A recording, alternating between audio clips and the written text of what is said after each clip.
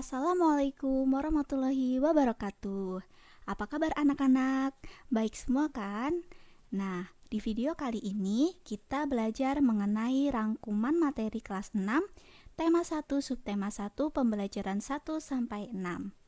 Anak-anak dapat menyiapkan buku catatan kalian ya untuk mencatat hal-hal yang penting. Yuk, kita mulai. Nah, materi yang pertama yaitu perkembangbiakan generatif. Salah satu tumbuhan yang berkembang biak dengan bunga adalah tumbuhan jagung. Tepung sari pada bunga jagung akan terbang terbawa angin ketika angin bertiup. Tepung sari yang terbawa angin sebagian akan jatuh di kepala putik yang terletak di bagian bawah bunga pada pohon jagung yang lain. Ketika itulah terjadi pembuahan. Perkembangbiakan ini dinamakan perkembangbiakan generatif. Nah, di situ ada gambar dari susunan bunga. Di situ ada mahkota, ada kepala sari, ada benang sari, ada kepala putik, tangkai putik, bakal biji, tangkai bunga, dasar bunga, dan kelopak. Perkembangbiakan generatif atau secara kawin terjadi melalui proses penyerbukan dan pembuahan. Perkembangbiakan generatif pada tumbuhan diawali dengan penyerbukan, yaitu melekatnya atau jatuhnya serbuk sari ke kepala putik. Setelah terjadi penyerbukan, pada serbuk sari tumbuh buluh serbuk sari yang menuju ke ruang bakal biji. Kemudian serbuk sari akan masuk ke ruang bakal biji melalui buluh serbuk sari. Nah, di dalam ruang bakal biji terjadi pembuahan, yaitu peleburan serbuk sari atau sel kelamin jantan atau spermatozoid dengan kepala putik atau sel kelamin betina atau sel telur. Nah, hasil dari pembuahan itu adalah zigot. Zigot berkembang menjadi lembaga, lembaga berkembang menjadi bakal biji berkembang menjadi biji dan bakal buah, kemudian bakal buah berkembang menjadi daging buah. Lembaga yang berada di dalam biji merupakan calon tumbuhan baru. Tumbuhan yang berkembang biak secara generatif antara lain padi, mangga, durian, dan jambu. Materi selanjutnya yaitu ASEAN. ASEAN adalah sebuah organisasi internasional yang beranggotakan negara-negara di kawasan Asia Tenggara. Pada tahun 1967, ASEAN berdiri atas dasar Deklarasi Bangkok, karena pendirian ASEAN itu berada di Bangkok, Thailand.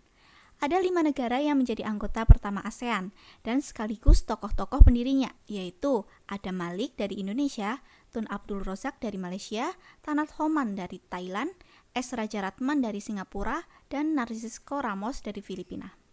Berdasarkan urutan waktu bergabungnya, negara anggota ASEAN tersebut adalah yang pertama, 5 negara pendiri, yaitu Indonesia, Malaysia, Thailand, Singapura, dan Filipina, yang bergabung pada tanggal 8 Agustus 1967. Yang kedua yaitu Brunei Darussalam, bergabung pada tanggal 7 Januari 1987. Yang ketiga yaitu Vietnam, bergabung pada tanggal 28 Juli 1995. Yang keempat Laos dan Myanmar bergabung pada tanggal 23 Juli 1997.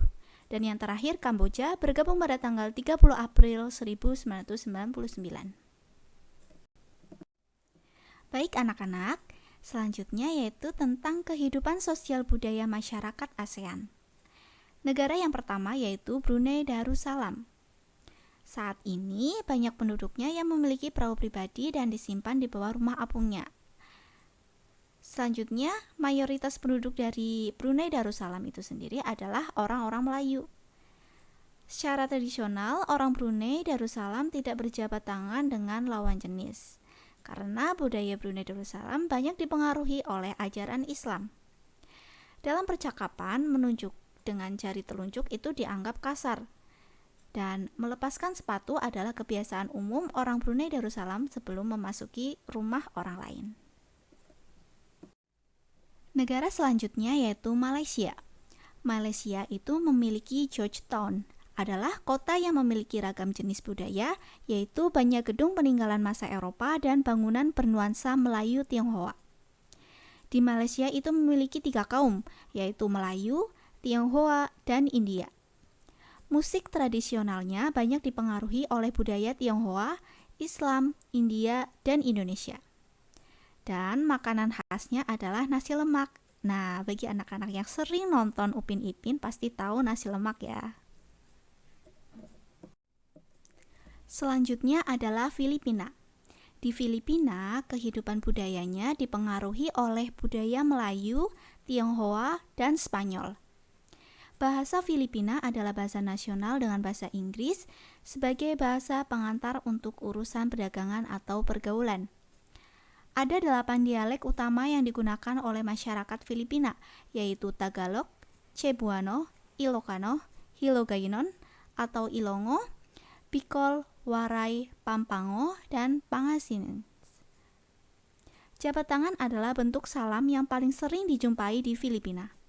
Tarian tinikling merupakan tarian masyarakat Filipina. Negara Kamboja. Di negara Kamboja itu banyak candi yang terbuat dari batu. Di Kamboja juga memiliki tari Apsara yang lahir pada 2000 tahun yang lalu. Orang Khmer atau Kamboja itu mengenakan syal kotak-kotak yang disebut krama.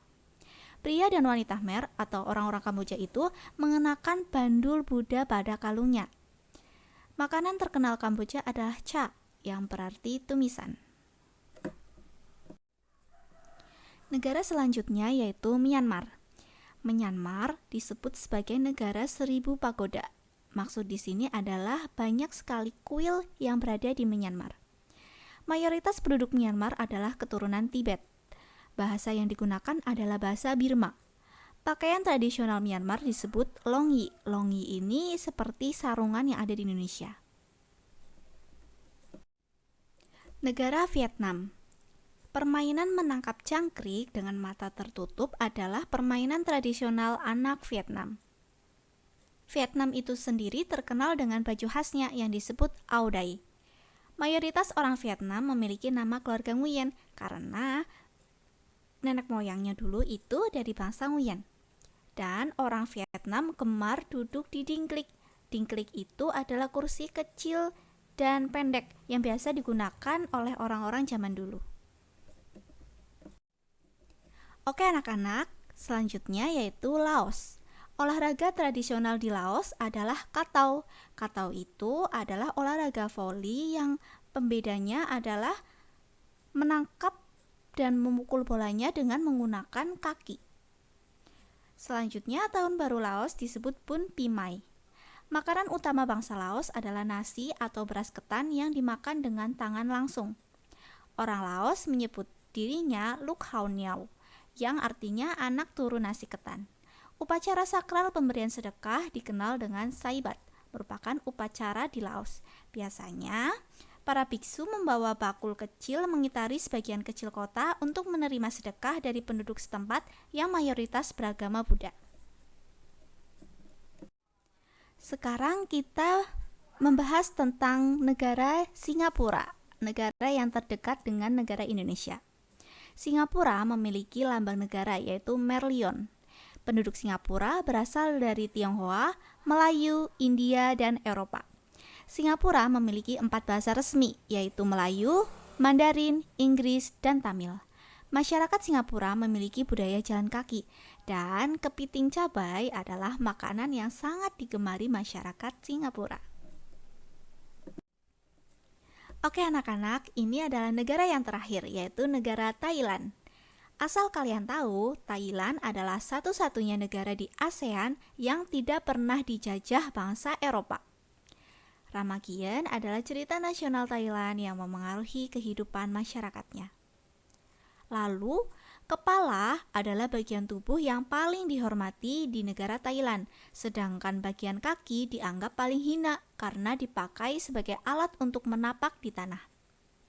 Thailand itu memiliki tradisi minum teh seperti di Indonesia, dan yang disajikan adalah teh dicampur susu dan rempah-rempah. Jadinya Thai iced tea karena disajikan dengan keadaan dingin. Kalian pernah minum Thai tea?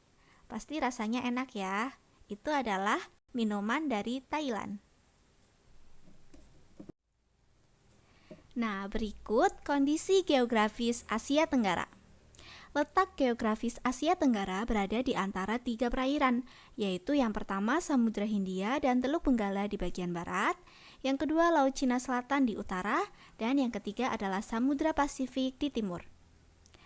Untuk wilayah Asia Tenggara dibagi menjadi 2 daratan, yaitu daratan berbentuk semenanjung, meliputi Myanmar, Thailand, Laos, Kamboja, Vietnam, dan wilayah Malaysia bagian barat. Untuk daratan berbentuk gugusan kepulauan meliputi Filipina, Indonesia, wilayah Malaysia bagian timur, Singapura, dan Brunei Darussalam. Sebelumnya, anak-anak masih ingat bunyi Pancasila? Yuk kita baca lagi bunyi Pancasila itu seperti apa. Pancasila.